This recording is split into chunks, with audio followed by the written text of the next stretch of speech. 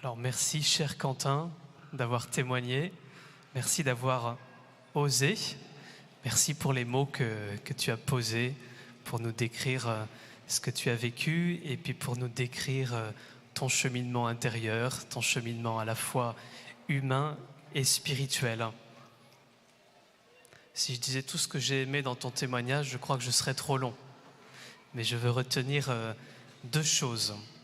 Tout d'abord que le pardon n'enlève pas le chemin humain nécessaire, c'est celui que tu as vécu, et n'enlève pas le besoin, quand c'est nécessaire, de la justice et de la protection, et n'enlève pas le besoin de se faire aider.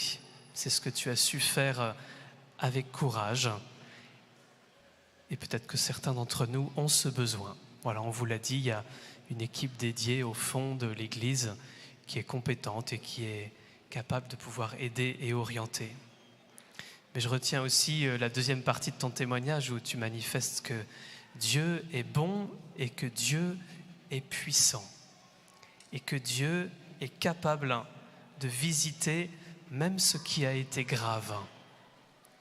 C'est ça aussi le choix qu'on a voulu faire en donnant un témoignage un peu fort, c'est que si Dieu est capable de donner la paix à Quentin, ce qui est le cas, j'en suis témoin, eh bien Dieu est capable de donner la paix à chacun d'entre nous. Et donc c'est ce qu'on vous propose ce matin, c'est de pouvoir demander à Jésus sa paix pour chacun d'entre nous. On a vu, je pense que c'était clair avec le témoignage de Quentin, c'est pas toujours simple de parler du pardon. On peut croire quelquefois que c'est une lâcheté, que c'est une démission, que c'est un abandon de la justice. En fait, j'ai beaucoup aimé, Quentin, quand tu as manifesté que le pardon, c'est un acte de courage et c'est un acte de choix de la vie. Le pardon, c'est un acte de choix de la vie.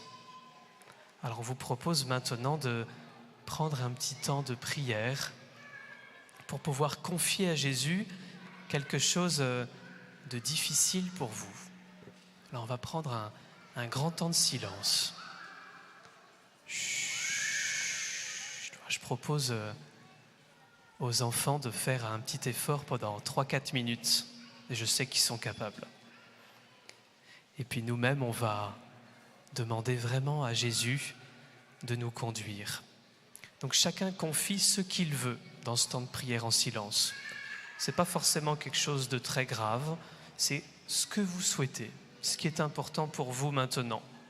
Et puis on sait bien, comme on l'a dit, que le pardon c'est un chemin. Et donc il ne s'agit pas maintenant de dire intérieurement « je pardonne ». C'est peut-être pas du tout le moment pour chacun d'entre nous.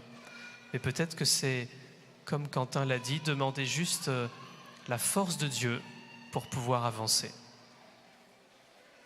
Alors on va peut-être demander à la musique de nous faire un petit fond musical. Benoît, tu peux nous faire ça? Merci.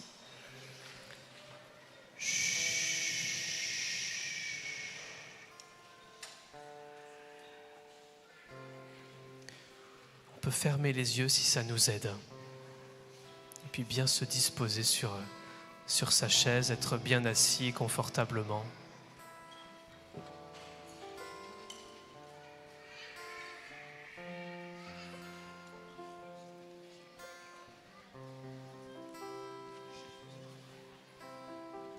On va d'abord se mettre en présence de Jésus. Il est là, il est dans cette église, il est dans notre cœur, il est à côté de nous.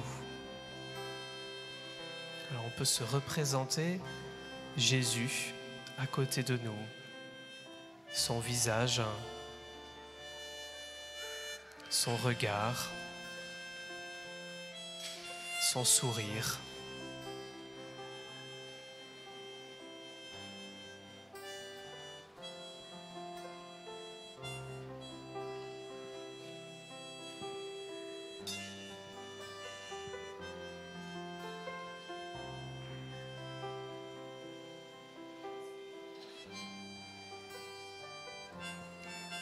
Merci Jésus pour ta présence.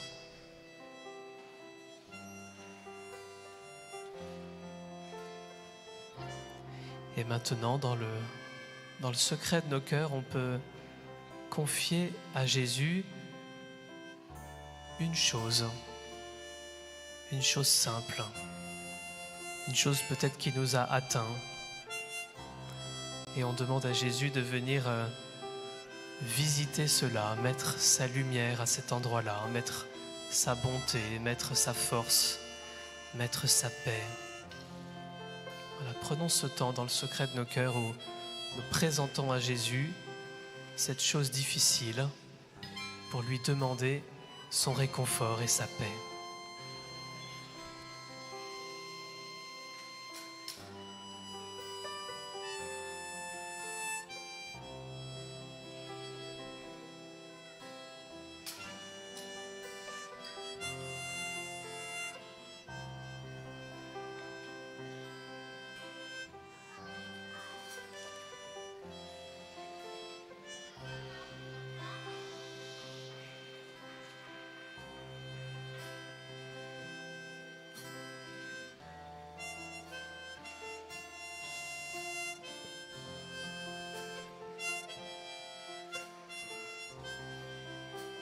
Jésus, je te demande de venir visiter toutes les personnes de cette église maintenant. Viens Jésus dénouer chacun des cœurs, viens donner ta paix, viens donner le réconfort, viens donner le pardon, viens donner la réconciliation. Viens donner la joie, viens donner l'amour, viens donner, Seigneur, de repartir, viens donner la guérison.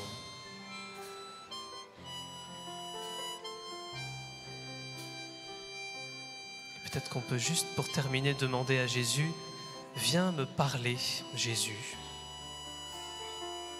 viens me parler. Viens me dire quelque chose, comme tu as parlé à Quentin. Viens me parler.